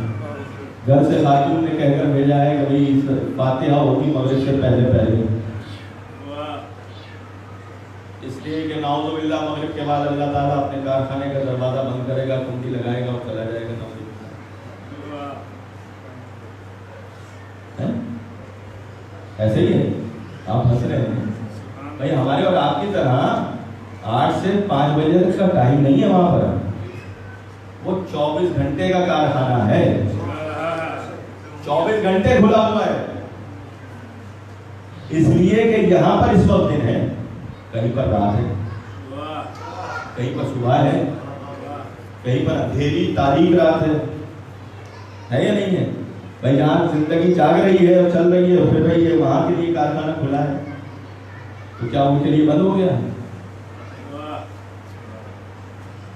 نہیں. ابھی میں بات کروں گا آپ کے فوراً سمجھ میں آ جائے گی. آپ سوتے ہیں نہیں سوتے؟ رات کو 12 بجے سوتے ہیں مثال کے طور پر، اگر بہت جلدی سوئے تو. ورنہ کراچی والے تو 2 بجے سے پہلے بستر پہ گئے سوئے بیٹھے، صبح فجر کے وقت اٹھ گئے، توفی میل آئی ہوئی تو نماز پڑھ لی ہے نا، پھر تھوڑی دیر سو لیے. جتنی دیر آپ سوئے آپ زندہ رہے یا مر گئے؟ زندہ رہے نا بھائی، زندہ رہے تبھی تو اٹھ سکے دوبارہ. یہ الگ بات ہے کہ نصف موت ہے، نصف موت ہے. روح تھوڑی دیر کے لیے گویا الگ ہو جائے. وہ جو آپ سوئے تو سانس لے رہے تھے یا نہیں لے رہے؟ اچھا جاگتے میں بھی آپ سانس ارادے سے لیتے ہیں یا بغیر ارادے کے لیتے ہیں؟ ہر سانس سے پہلے نیت کرتے ہیں میں سانس لیتا ہوں. کارخانہ بند ہوگا تو نہ ہوا چلے گی، نہ آکسیجن کام کرے گی، نہ کوئی چیز کام کرے گی. اگر ہم زندہ ہیں اس کا مطلب یہ ہے کہ اس کا کارخانہ، اس کی دولت قضا، اس کا دارالخلافہ ہر وقت کھلا ہوا ہے. تو پھر یہ قید کہاں سے آئی کہ مغرب سے پہلے ہی فاتحہ ہوگی، چاہے مسجد سے نماز جماعت چھوڑ کر جانا پڑے. یہ وہ رسم و رواج ہیں جو کہیں پر کسی سبب سے کیے گئے. مثال کے طور پہ آج سے 100 سال پہلے روشنیوں کا یہ انتظام نہیں تھا. لوگ گاؤں سے، قصبوں سے، ادھر سے ادھر سے نکل کر آیا کرتے تھے. لہٰذا یہ کہا جاتا تھا کہ بھائی ایصال ثواب کا جو بھی کام ہے وہ سارا رات کی تاریکی سے پہلے کر لیا جائے تاکہ لوگ اپنے گھروں کو ٹائم سے پہنچے. آج تو 1000 واٹ سے زیادہ کی روشنی یہاں پر ہوتی. آج کیا جلدی ہے؟ یہ جلدی اس لیے مزاج میں بن گئی کہ شیطان نہیں چاہتا کہ مومن کو مومن پہچانا جائے. جب آپ نکلتے ہیں نا تو ہمارے برادران اہل سنت دیکھ رہے ہوتے ہیں، وہ دیکھتے ہیں کہ ہمارے یہاں اذان ہوتی ہے تو لوگ دوڑے چلے جا رہے ہیں مسجد کی طرف، اور یہاں اذان ہو رہی ہے تو یہ نکلے چلے جا رہے ہیں مسجد سے۔ کیا چند بوڑھے لوگوں کا ہی کام ہے مسجد میں نماز پڑھنا،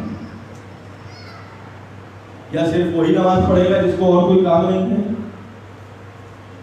نماز کے لیے میں نے پہلے بھی حدیث آپ کے سامنے آیت رکھی، میں حدیث بھی امام جعفر صادق علیہ السلام سے سوٹ کر دیتا ہوں، یہ بھی ایک رسالہ ثواب کا ذریعہ ہو جائے گا۔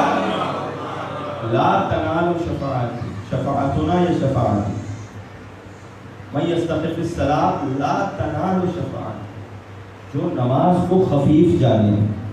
اب خفیف جاننا صرف اتنا ہی نہیں ہے کہ نماز کو اہمیت نہ دے، وقت پہ نہ پڑھے، نہیں، نماز کی صحت کو بھی خفیف جانے کہ یہ صحیح ہے نہیں ہے، غلط ہے یا نہیں ہے، اس میں کیا غلطی مجھ سے ہو رہی ہے، کیا اشتباہ ہو رہا ہے، کیا مسائل ہو رہے ہیں۔ یہ بھی خفت ہے، خفت صلاۃ رکھنے والا اس شفاعت نہیں پا سکتا۔ یہ حدیث تذکرہ ہے۔ اب جو بات اشارے ثواب کے حوالے سے آخری وہ آپ تک پہنچانے کی وہ یہ ہے کہ ہم مجلس ہی کیوں کرتے ہیں؟ اس لیے کرتے ہیں کہ ہمیں یہاں سے، یعنی اس عالم سے، اس دنیا سے، اس زندگی سے اس قبر میں لیٹے ہوئے کو کچھ پہنچانا ہے۔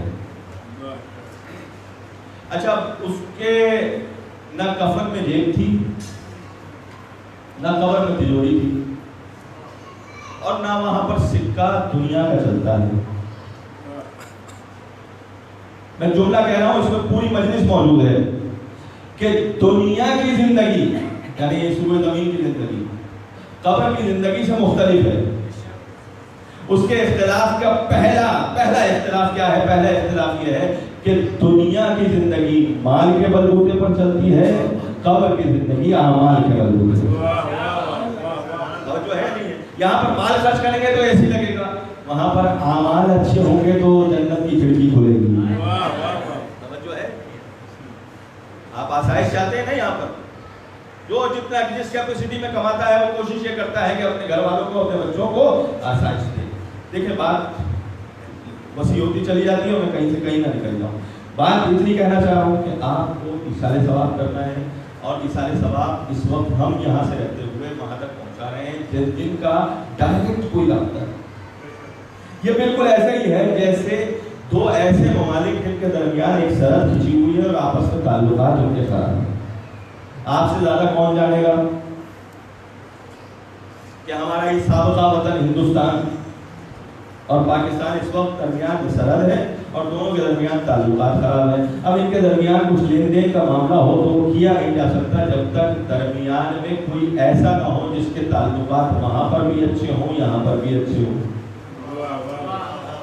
ہے یا نہیں ہے؟ لہذا یو این او نے ایک اصول بنایا کہ اگر دو ملکوں کے درمیان تنازع ہو اور تو تجارت ترک نہیں ہوگی، پھر کیا ہوگا؟ بھئی ہوگا یہ کہ آپ ایل سی کھلوائیں گے ایسے ملک کی ایمبیسی میں کہ جس کے تعلقات وہاں پر بھی ہوں گے، یہاں پر بھی ہوں گے، وہ آپ سے پیسہ لے گا، وہاں سے مال لے گا، مال آپ کو دے گا، پیسہ آپ کو دے گا،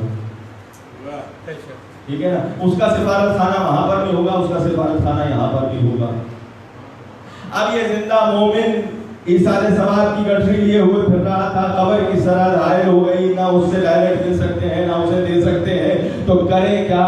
تو پھر کرنے کے لیے بس ایک ہی بات سامنے ہے کہ ایسے کسی کا انتخاب کیا جائے جس کی دنیا میں بھی سفارت ہو، اس کی قبر کے باہر بھی سفارت ہو، اس کے قبر میں لیٹے ہوئے کے ساتھ بھی تعلقات اچھے ہوں، اس کے زندوں کے ساتھ بھی تعلقات اچھے ہوں۔ لہذا جو قبر میں جا لیٹا اگر اس کے لیے مجلس ہو رہی ہے تو یہ اعلان ہے اس بات کا کہ اس کی زندگی میں حسین سے تعلقات اچھے تھے، جو ہے نہیں ہے۔ اور جو یہاں زندہ بیٹھے ہوئے مجلس میں آئے ہوئے ہیں جس کا ڈائریکٹ بھی شاید کوئی رشتہ نہ ہو، وہ بھی آیا ہوا ہے صرف یہ سن کر کہ مجلس ہو رہی ہے تو یہ بتانے کے لیے آیا ہے کہ حسین کے زندوں سے بھی تعلقات اچھے ہیں۔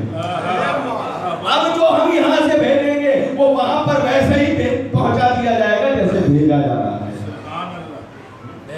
آپ ایک خط لکھتے ہیں اور وہ خط لکھ کر آپ نے سعودی عرب دبئی بھیجنا ہے، اور دبئی بھیجنے کے لیے آپ ایک بورڈ تلاش کرتے ہیں، ایک ادارہ تلاش کرتے ہیں کہ کون سا ادارہ ایسا ہے، کون سی ایسی کمپنی ہے جو اس خط کو ویسے پہنچا دے جیسے میں بھیجنا چاہوں؟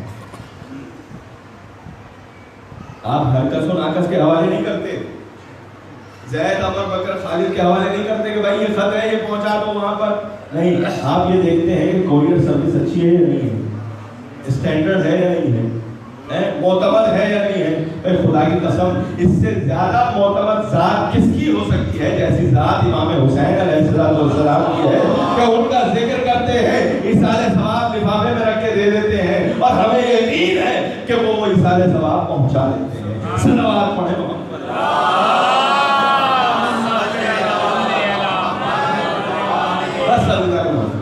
میں نے وہاں سے ذکر کیا آپ کو کہ رسول کی میت ہے، لیکن میت کے معنی انتقال کافی طویل درمیان میں گئے پایا، اس لیے میں اس بات کو دوہرا رہا ہوں۔ میت کے معنی انتقال کے، ایک عالم سے دوسرے عالم میں، اور چونکہ رسول گرامی اسلام دنیا کے اور ما فیہا کے ہر وجود سے افضل ہے سوائے باری تعالیٰ کے، جناب امیر المومنین علی بن ابی طالب علیہ السلام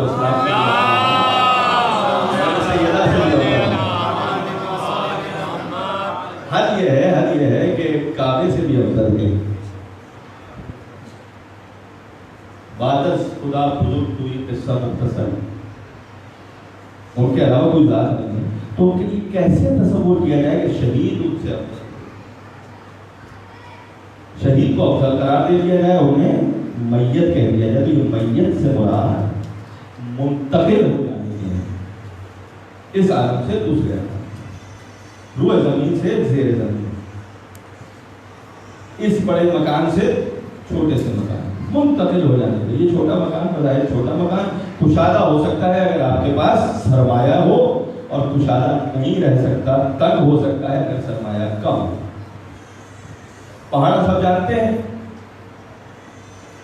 پہاڑے کا اصول یہ ہے کہ 10 تک گنا جاتا ہے، اکائی کو دہائی کے ساتھ ضرب دیا جاتا ہے تاکہ دہائیوں میں تبدیل کر دیا جائے، 2 سے لے کر آخر تک یہ اکائی 20 تک کا پڑھایا جاتا ہے، سکھایا جاتا ہے تاکہ پیٹرن بن جائے۔ اب جب پیٹرن بن جاتا ہے تو پھر طالب علم خود یہ اکائی اور دہائی کی کیا کیفیت ہے، بس یہ سمجھنے ذات راہ سمجھ میں آ جائے۔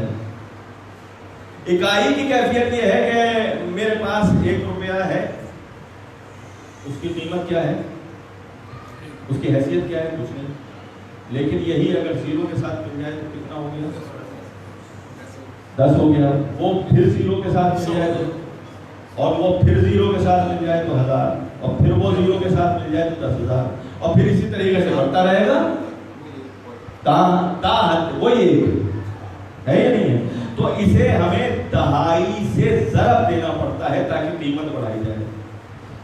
اللہ رب العزت اتنا کریم ہے کہ ہماری ایک نیکی کو 10 نیکیوں کی برابر لکھتا ہے، اور 10 گناہوں کو 1 گناہ کی برابر لکھتا ہے۔ توجہ ہے نہیں ہے؟ نہیں، میں روایت جب وہ کر گزرتا ہے تو اللہ کہتا ہے کہ ابھی نہ لکھو، صبر کرو، شاید میرا بندہ پلٹ آئے۔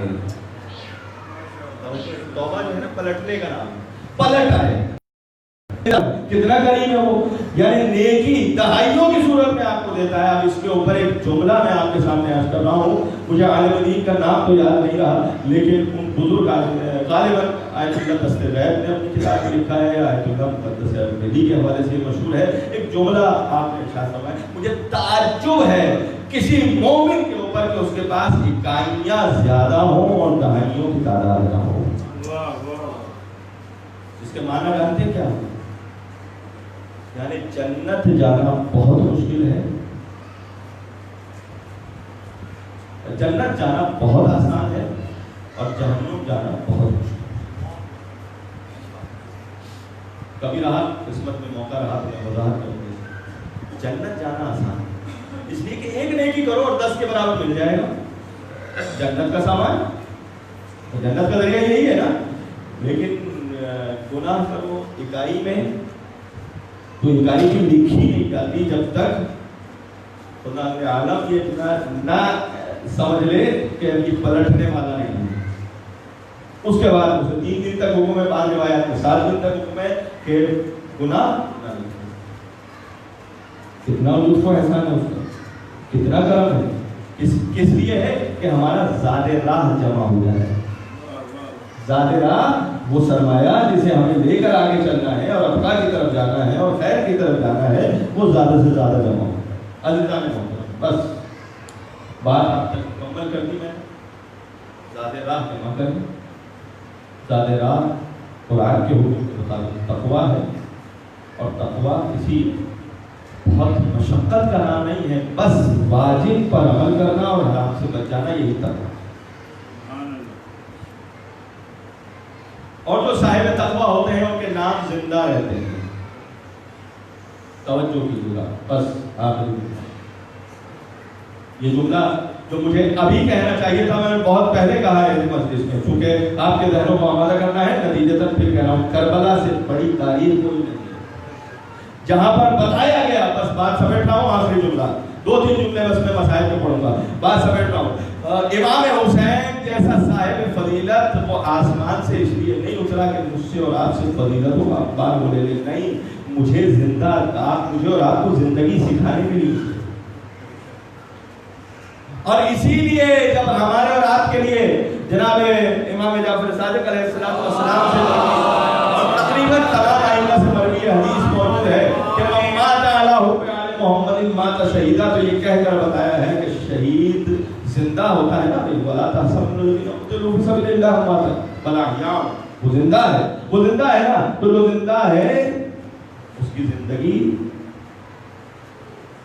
کوئی فنا نہیں کر سکتا. وہ شہید کی طرح ہے. شہید کسے کہتے ہیں؟ ہمارے یہاں 2 لفظ استعمال ہوتے ہیں، ہلاکت و شہادت. لفظ ہلاکت اور شہادت کا استعمال ہم عام مر جانے والے کو شہید نہیں کہتے، لیکن حدیث کی روشنی میں جو بستر عدالت پر بھی چلا جائے وہ بھی شہید ہے یا نہیں؟ مات علی حب آل محمد مات شہید. تو شہید وہ بھی ہے جو بستر عدالت پر مر جائے. جو ہلاکت ہے وہ اسی حدیث کے مفہوم سے مل رہی ہے کہ جو محبت آل محمد میں نہ مرے بلکہ بغض آل محمد میں مرے وہ ہلاک ہے. اب اسے میں اپنے بچوں کو سمجھنے کے لیے، اور بچے ایک دوسرے سے ظاہر ہے کہ گفتگو کرتے ہیں، وہاں تک پہنچے گی بات کہ ہلاکت اور شہادت میں فرق کیا ہے.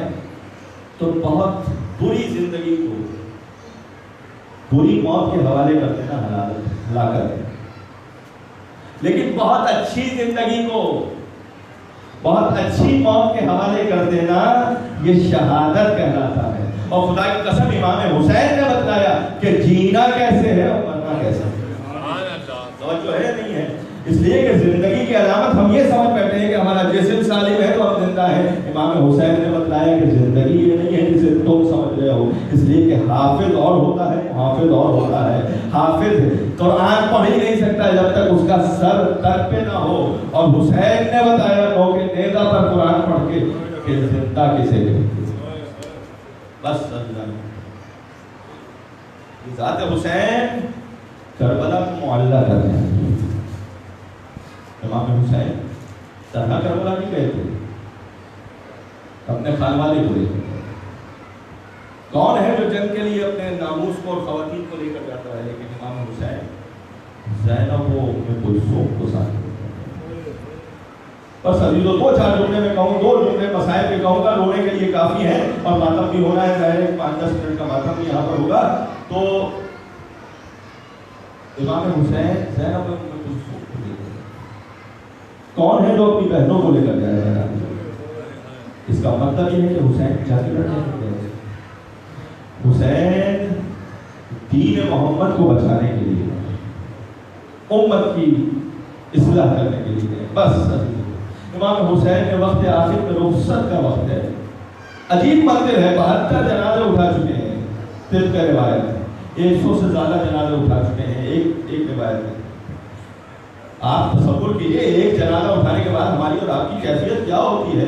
میرا سلام ہو اس حسین پر جس نے صبح عاشور سے عصر عاشور تک 72 جنازے اٹھائے، اور جنازوں میں کچھ معمولی جنازے نہیں تھے، قاسم جیسے بھتیجے کا جنازہ، اکبر جیسے جوان بیٹے کا جنازہ، اور محمد جیسے بھانجوں کا جنازہ۔ جنازے معمولی نہیں تھے، حسین نے وہ جنازے بھی اٹھائے، جنازے لے کر وہاں تک پہنچتے بھی رہے، لیکن جب آخر وقت آیا اور تنہا رہ گئے تو ایک مرتبہ دامن کاٹ کر کھڑے ہو گئے کربلا کے میدان میں، اور ایک مرتبہ آسمان کی طرف دیکھا، مدینے کا رخ کیا، مکے کا رخ کیا، اور ایک بار بیویوں کے خیموں کی طرف دیکھ کر کہتے ہیں یا زینب ام کلثوم علیکن منی سلام، اے میری بہن زینب ام کلثوم آپ پر میرا سلام، آپ پر میرا سلام۔ بس عزیزو آخری جملہ عرض کر رہا ہوں، ودا کے لیے جب گئے نا امام حسین اندر تو بیویوں نے چاروں طرف سے گھیر لیا۔ عزیزو جب ودا کر چکے تو بس آخری جملوں کی تحمت ہے، جتنا گریا کرنا ہے جملے میں کر لیجیے گا۔ ایک مرتبہ زینب کو پاس بلایا، ایک طرف لے کر گئے، بہن زینب مجھے بابا کی آخری وصیت یاد آتی ہے، ایک بار اپنے شانوں سے اس طرح چادر ہٹا کر زینب نے چادر ہٹائی، زینب کا چادر کا ہٹانا تھا، حسین نے زینب کے بازوؤں کا بوسہ لیا، بوسہ ختم ہونا تھا، زینب نے ایک مرتبہ بھیا حسین سے کہا ابا بھیا کیا آپ کو وصیت یاد ہے؟ تو کیا یہ وصیت یاد نہیں کہ بابا نے مجھ سے کہا تھا کہ حسین کو وقت آخر رخصت کرتے ہوئے حسین کے گلو کا بوسہ دینا۔ ایک مرتبہ حسین کو نزدیک بلایا،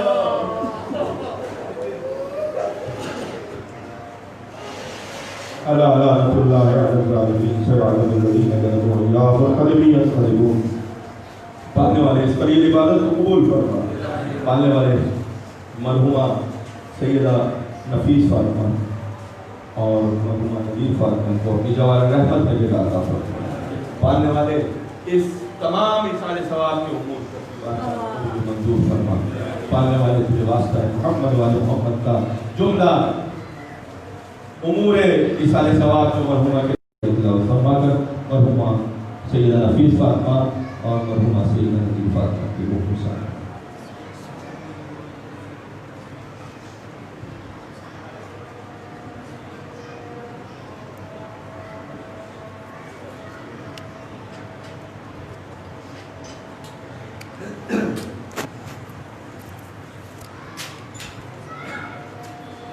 اللهم اغفر للمؤمنين والمؤمنات والمسلمين والمسلمات الأحياء منهم والأموات، تابع اللهم بيننا وبينهم بالخيرات إنك مجيب الدعوات إنك على كل شيء قدير۔